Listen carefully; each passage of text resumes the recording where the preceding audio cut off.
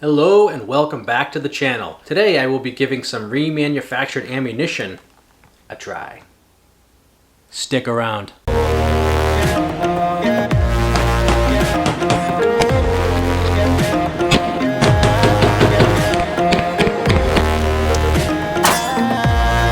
Okay, so trying to find some decently priced 10mm can be very challenging with this current market. So I decided to give some remanufactured stuff a try.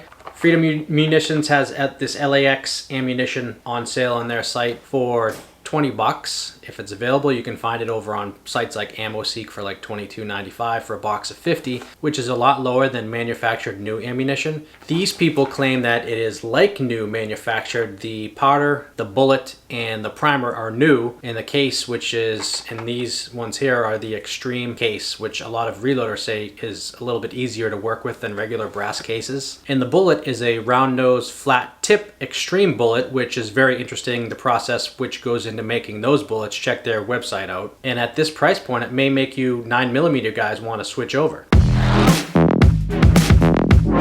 Alright, so the gun I will be working with today is the Smith & Wesson M&P 2.0 chambered in 10mm. I've had nothing but a good experience with the way this firearm functions, except for a couple minor hiccups at the very beginning, some slight failure to feeds with just one specific type of ammo. Since then, I've put a wide variety of ammo through it, and she's fed everything perfectly fine. The Optic, on the other hand, I've had nothing but problems with. The one and only optic I bought for this gun was the Swamp Fox Justice. I mounted it with the Smith & Wesson screws to begin with. The screws completely sheared off, the optic flew off, hit me in the head. There's video footage of that in my first video I did of this gun. So then I went ahead and I got a C&H precision plate with screws from them as well. I mounted that up with some Vibratite VC3. The screws backed out a little bit and the screw heads were overlapping the battery cover, which is the top load battery for the Justice. So I emailed Swamp Fox and I emailed C&H Precision. C&H Precision completely ghosted me. I was just looking for like a smaller profile head for a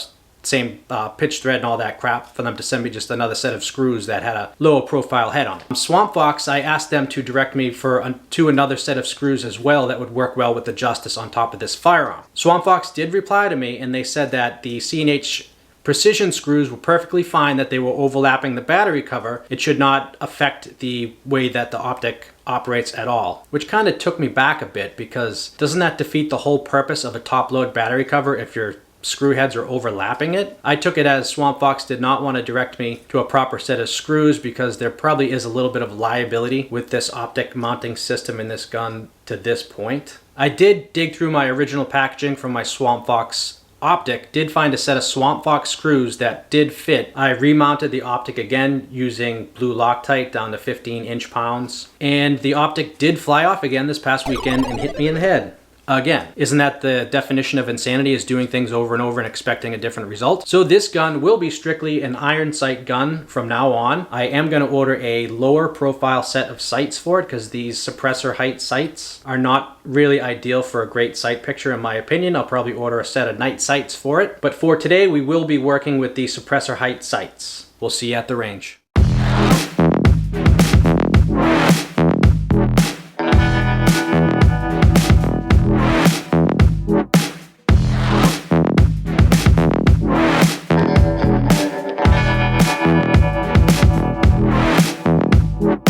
Alright, I'm going to start here at 15 yards with this 180 grain full metal jacket, Freedom Munitions LAX ammunition.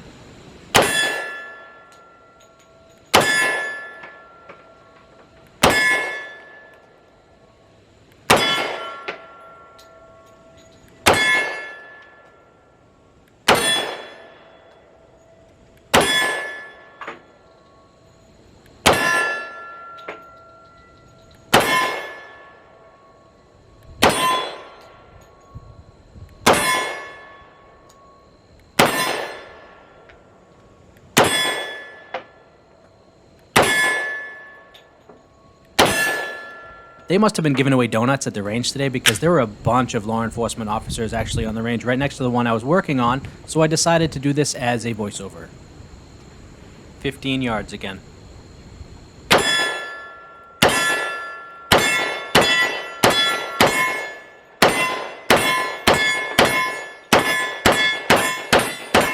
This ammunition is consistent and has impressed me up to this point. Okay, so far this ammunition is feeding perfectly through my M&P 2.0 10mm. Let's see where the point of impact is with this ammunition through this gun at 25 yards.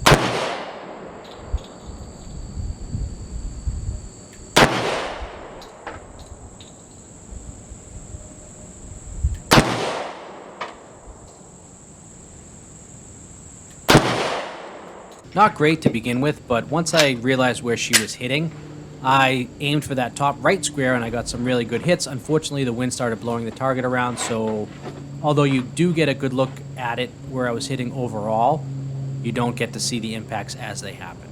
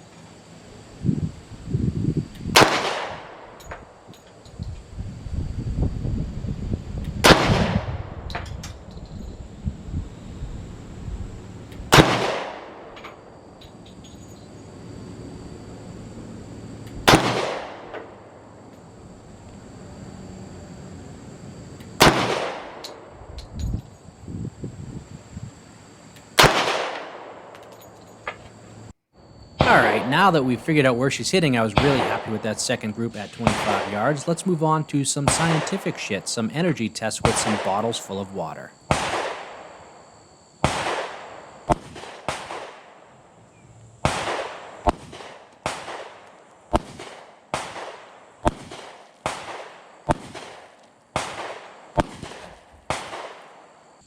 This is about as scientific as it gets on this channel, but man is it fun.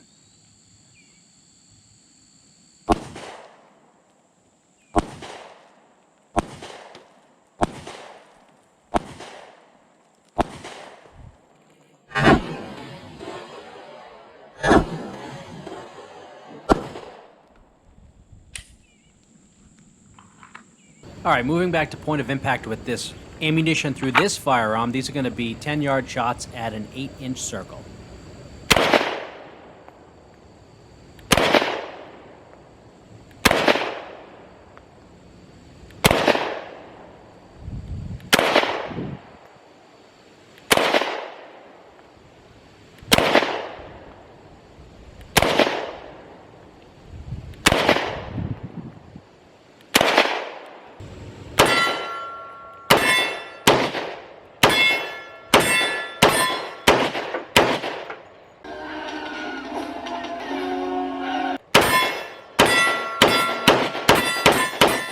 Alright, this round gets a complete pass by me. It functioned flawlessly through the M&P and the recoil impulse was very nice. Passed the scientific test, the deformations on the back of those jugs were very large. The brass was in great shape after firing, and no, my range magnet did not pick it up, it is brass. Overall, I am very pleased with how this ammo functioned today, and I definitely will be buying more of it. Alright, so to recap, I thought this ammunition performed flawlessly today. 250 rounds through my M&P 2.0 chambered in 10mm without a hiccup. I mean, that gun really has run everything that I've put through it, except for that initial stuff that I put through it, which seems like everybody else had a problem with it. But besides that anomaly, she's run perfectly fine, except for the whole situation with the Optic. So that begs the question, if this ammo becomes readily available at that price point, I mean, it's only $3 more than a box of practice 9mm, would you consider carrying the 10mm, especially you big bore guys, you 45 ACP studs? If you ever notice, those guys just have a different swagger about them at the range.